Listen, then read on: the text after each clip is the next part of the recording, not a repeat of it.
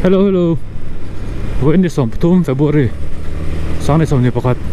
Yeah. Hey, empty. Empty 15 na kalau lete. Wait so. Yamaha meeting kan nilok do na meeting po mo.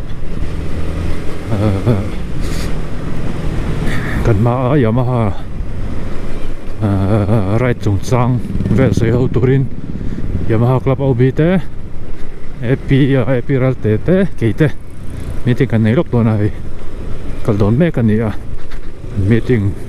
holam panga enge kan rel dan velte ran tuang zar chonga langa long ai sang cheu don nia dar thum ma an tia ka tlai do lek to tlai do lek ti deu rang mai la choma lama chung ko thila kan chuka tu mangena om chết ran thei chi lo do lek a tlai chevok lo a nak tuk V-Day ma Valentine's Day Sunday nia với chú nak tuk Valentine's Day te ni boka chua kan tam khop mai traffic po jam na sa Valentine's Day ani wang khanin nulat lang valte in ngai zong mek te ngai zong lem lo te po in khilai kher lo tur ro in khilai kher tum hi tul lo nia in nei zana sa huk mai tur mo kan ti ve khang lang ni chu in khilai kher hi tum no tur pathian in a phal lo traffic jam mami tu pasi lak la ve le ve ai san tak do lek thina chana har ngo tam khina benga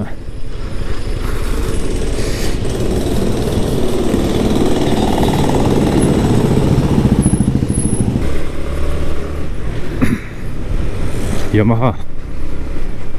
생trepe Yamaha hi parking hin nei chatol tuga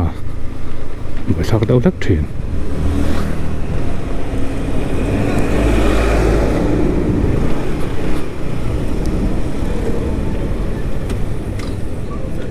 ta hian dang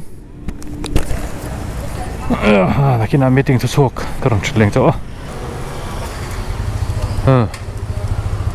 kan meeting zowa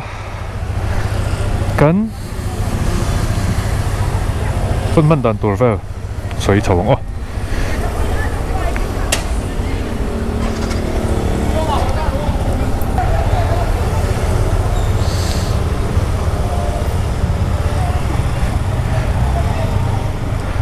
dino kal dan ya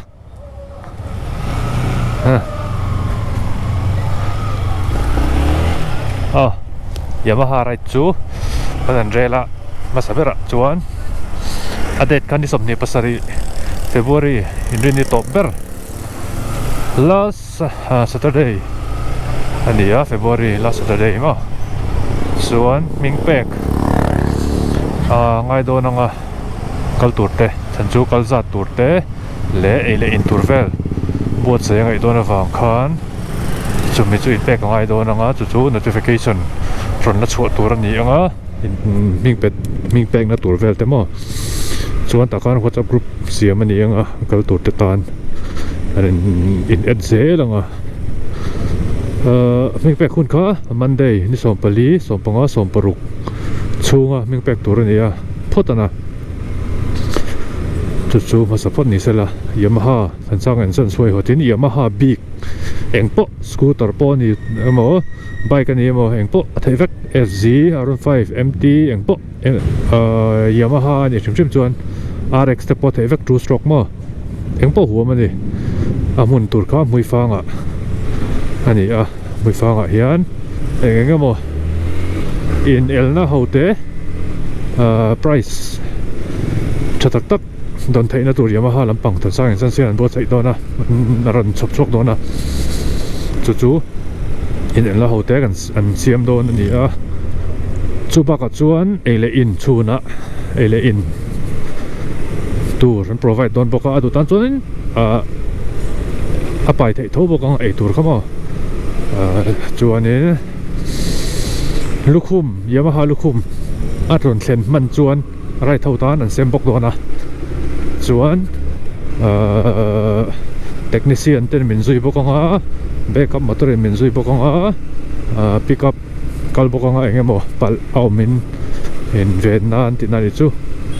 จู่อมบอกงาเองดังเลยห้ามชัดนะเองมั้ง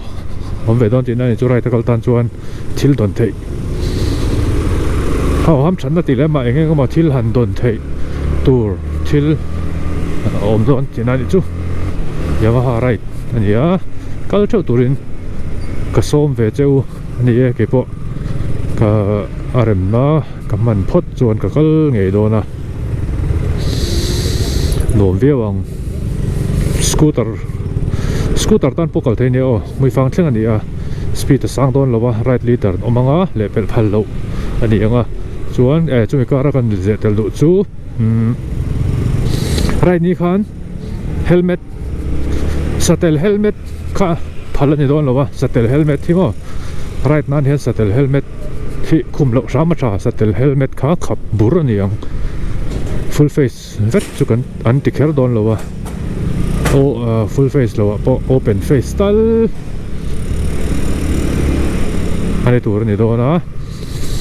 open face ตัลกันคุมตัวนี้ส่วนเกี่ยวกับบูลที่เตะกอร์บันบูลแต่ไม่เน้นการไรตัวนี้เกียร์กันในชาเบลกันในอังอาชาเทียงเบริงกันทัวมังตักสลังตั้มวักเราอินกันไรตัวนี้เซฟตี้กันง่ายไปหมดจวนรีเททิลขับปุ่นนี่บอกว่าอร่อยตัวจูกันเราไม่ตัวจูฟังเองเฮมินีไรด์บิ๊กนั้นไรด์นี่น่าให้จวนเองรีเททิลแล้วก็ฟิลิมกันตุ้มตัวนี้ไรด์โปรแกรมบิ๊กช่วงจวนตู้มารีเททิลตีเหล่าตัวก็สวยกินแบบโอ้ก็แทงหิวจวนนักกินนักการสวยชุนจมเลยตอนเนี้ยรำทาร์ออโต้วอล์กสักก็ลูกของผู้เจ้าเสด็จระ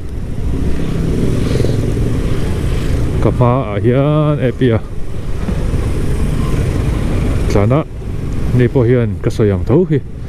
รันสวยเวลาโดนนะอินว่าอินอังเว่อินวิดีโอไอ้หนังเจี๊ยแต่ใครเราตีเลี้ยงไงเที่ยวกันตีเขาที่น่าฟังเฮียนี่อันวิดีโอที่ตัวไอ้หนังเราเท่เราเนี่ยดีค่ะอันเสพเทลเวลสวยนี่ตุกวีเดย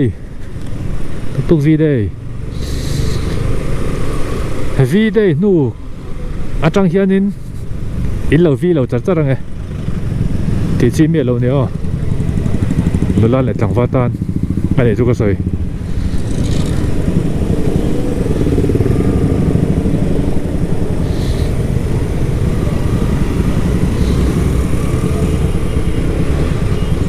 แต่เห็นกันกวนเลยลูกของรำทาร์ออโต้วอล์กส์ก็ที่ไรกันเทรนเอาอาร์วีเวเนี่ยก็เล็กแช่ไหมนี่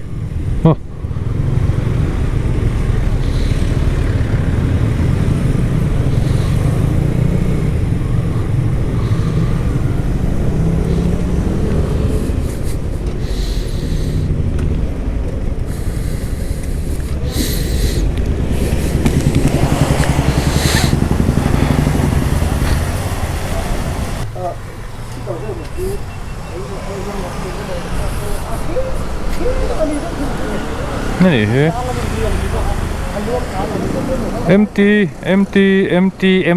empty what tắm về với chú empty majority sở khá nó còn là rất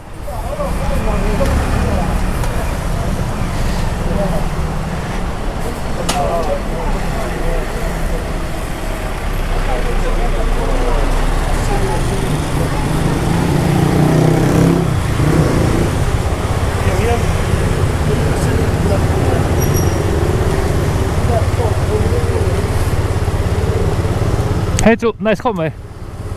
địch dậy tao mày tao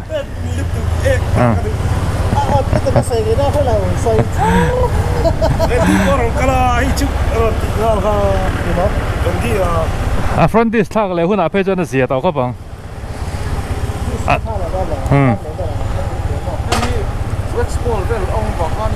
anh yêu có thầu mày luôn พอตนะก็หลังดาร์งอ่ะลบไปเลยด้วยต่อไหม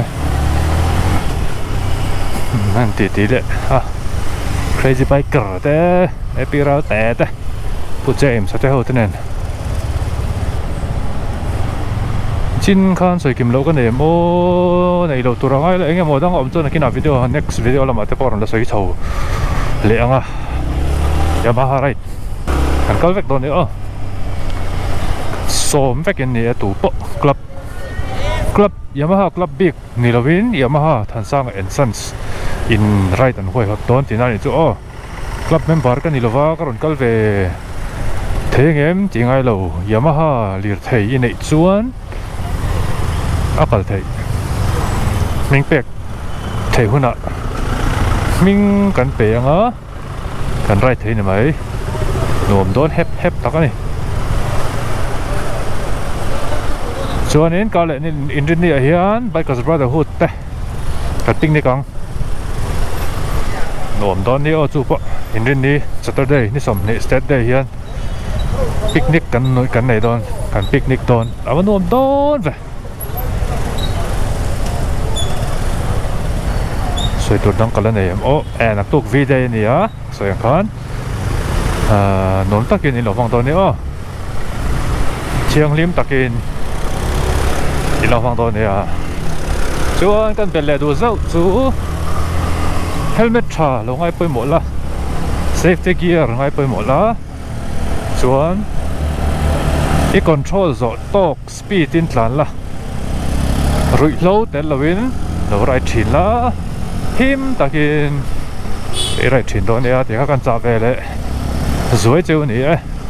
ท่านเป็นกับวิดีโอจุดตกพอดีละnext video đập xuống cái một lượt trâu toàn nữa bye bye